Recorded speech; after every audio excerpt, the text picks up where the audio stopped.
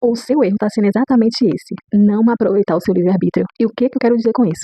As pessoas, principalmente aquelas pessoas que a gente fala assim, nossa, essa pessoa é tão maravilhosa, que pessoa fantástica, mas essa pessoa passa o tempo todo em sofrimento, em escassez, em falta. E muitas das vezes a gente fala assim, meu Deus, como é que pode uma pessoa tão maravilhosa como essa estar passando por isso?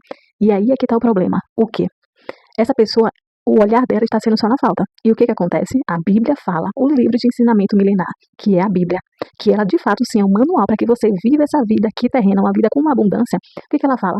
Você tem livre-arbítrio, você tem que aprender a pedir, a falar o que você deseja, a declarar que você já é. Só que o que acontece? As pessoas elas ficam o tempo todo vibrando na falta, na escassez, na derrota. E olha bem, toda vez que você fica o tempo todo pensando nisso, é isso que vai acontecer na sua vida. E aí a gente tem aquela síndrome, né? Ai meu Deus do céu, por que eu tô passando por isso? Enfim, mas é o quê? Você não exerce o seu livre-arbítrio, você não exerce o seu poder. Vamos lá para uma parábola que Jesus conta do filho pródigo. Olha bem que interessante. Lá na parábola diz que o filho pródigo, ele foi até o pai e pediu herança. Ele foi lá, gastou o dinheiro todo que ele tinha e depois ele voltou. E quando ele voltou, o filho que tinha ficado se revoltou. Por que o filho se revoltou, né? O pai foi lá, fez uma festa, matou bois e chamou os amigos do filho e deu a maior festa. E o que aconteceu? O filho que ficou enciumado, ficou com ciúmes porque o pai fez isso. E olha a frase do filho: meu pai, eu tô o tempo todo aqui com o senhor e o senhor nunca fez uma festa dessa para mim. E olha a frase do pai: meu filho, tudo que eu tenho é teu. Ou seja, o filho pródigo, o filho que pediu a herança, ele teve a ousadia de pedir. E o filho que ficou, ele achava que o pai tinha que fazer por ele. Ele não tinha aquela noção de livre-arbítrio. Meu pai, hoje eu vou fazer isso aqui, tá? A comunicação. É a comunicação, tá? Então você se comporta como o quê? Um pedinte. Você se comporta como uma pessoa escassa, como uma pessoa que não tem superpoderes. Porque é muito real, gente. Nós temos superpoderes, só que temos que aprender a ativar esse poder. E o princípio da ativação do poder é o quê? Entender que temos livre-arbítrios. E quando a gente entende que a gente tem livre-arbítrio, a gente entende que para que as coisas funcionem, a gente tem que fazer o quê? Pedir, solicitar. E quando a gente fala em pedir, solicitar, é o quê? Se colocar nessa posição de merecedor. Se colocar nessa posição de filho, que tem direito à herança. Então, tudo que você deseja, você já tem. Você só tem que só comunicar. Porque você tem que informar o que você deseja. Vou dar um exemplo da nossa vida real. Se seu filho, ele gosta de tênis azul, e você gosta de tênis preto.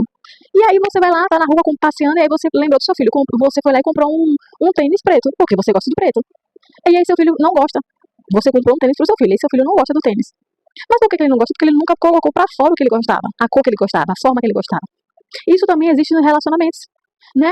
Tem mulher que gosta de andar de mão dada, tem outras que não gostam. Tem mulher que gosta de flores, tem outra que não gosta. Gente, e de fato, tá? Eu aprendi a ser como os homens, como racional. A mulher, ela é muito sentimental, ela é muito detalhista, ela é muito sim, sabe? E o que acontece? A gente perde de viver muita coisa maravilhosa porque a gente não sabe se expressar. A gente fica achando que o outro ele tem a obrigação de saber o que a gente quer. E aí entra a falta de comunicação ou interpretação do nosso desejo. Mas quando a gente tem clareza do que a gente quer e a gente expõe, a gente põe pra fora com detalhes, riqueza de detalhes, as coisas acontecem. Nos relacionamentos, se a esposa não fala pro marido que ela gosta de flores, e se ele não cresceu com essa família fazendo isso, com o pai dele fazendo isso com a mãe, ele nunca vai ter essa mentalidade de fazer isso com a esposa dele. Tá? Ele nunca vai sentir esse desejo, até que a esposa fale, olha, eu gosto sim de surpresa no meu aniversário, eu gosto de presentes. No meu aniversário, eu gosto de ser surpreendida. A gente tem que aprender a pôr pra fora para a pessoa certa, tá? E o erro tá aqui, ó. E muitas das pessoas é o quê? Elas, em vez de falar o que elas querem, elas reclamam. Elas põem pra fora o que elas não querem. E aí tá o pulo do gato. O erro é esse. As pessoas se expressam, mas se expressam de forma errada, porque se expressam falando do que não quer, ao invés de pegar e falar exatamente o que quer. Eu sempre tive essa frase, que diz assim, ó. Fala com quem pode resolver. Porque muitas das vezes a gente fala com A, com B, com C. Falamos com pessoas que não têm nada para nos oferecer, que só vai ficar sabendo da nossa vida. Mas quando a gente aprende a falar com quem pode resolver, gente, as coisas mudam, a ficha cai. Exemplo disso é o exemplo de Ana na Bíblia. Ana ficava só reclamando que não podia ter um filho, mas no dia que ela resolveu falar com o dono da vida, no mesmo dia, ela já estava grávida. Porque ela falou com a pessoa certa, ela foi lá e falou com a pessoa certa. É assim que tem que ser. Você tem que aprender a falar o que você quer e com a pessoa certa. Se você deseja algo de alguma pessoa, um posicionamento, um comportamento, vá lá e converse com essa pessoa. E põe pra fora o que você deseja. Mas, ao contrário, não vai acontecer.